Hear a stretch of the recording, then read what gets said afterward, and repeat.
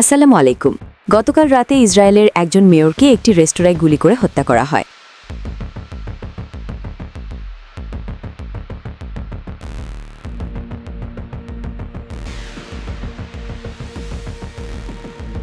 মার্কিন B-52 তিনটি বিমান লন্ডনের রয়্যাল এয়ার ফোর্সে গতকাল অবতরণ করে এবং আজকের তেহরান ও ইরানের বিভিন্ন যৌথ হামলায় অংশগ্রহণ করে।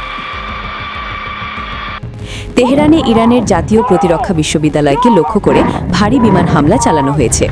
বিশ্ববিদ্যালয়টি তেহরানে শহরের উত্তর-পূর্ব অংশে বাঘেরি সেতুর কাছে শহীদ বাবাই মহাসড়কের পাশে অবস্থিত।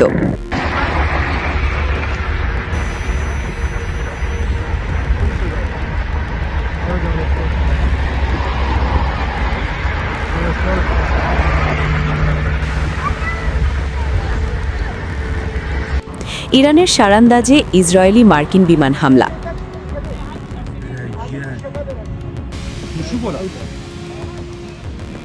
আইআরজিসির জেনারেল জাব্বারি, আমরা আমেরিকানদের সাথে 10 বছরের যুদ্ধের জন্য প্রস্তুত।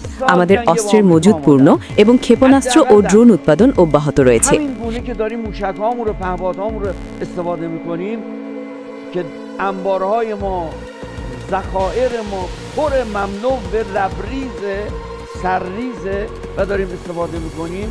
بلافاصله داریم تو مراکز حساس توسط جوانان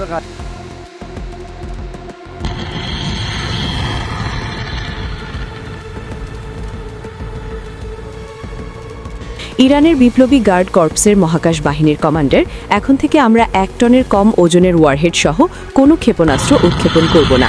আইআরজিসি উৎক্ষেপণের ফ্রিকোয়েন্সি এবং তরঙ্গের তীব্রতা বৃদ্ধি পাবে এবং তাদের পরিসর প্রসারিত হবে।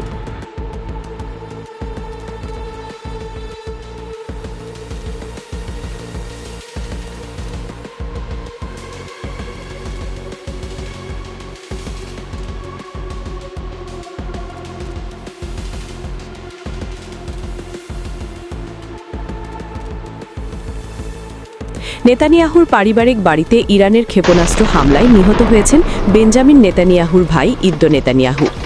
ইসরায়েলের অর্থমন্ত্রী বেজালেল ও স্মোট্রিচ মারা গেছেন, এমনটাই জানা গেল ইসরায়েলি মিডিয়া নিশ্চিত করেছে।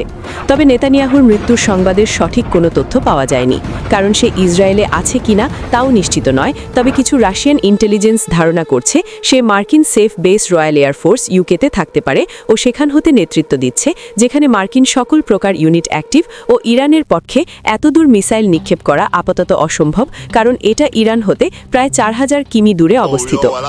তবে যুদ্ধ পরিস্থিতির অনেক তথ্য এখনও স্বাধীনভাবে যাচাই করা কঠিন, তাই বিভিন্ন সোর্স থেকে আসা তথ্য সতর্কতার সাথে বিবেচনা করা উচিত।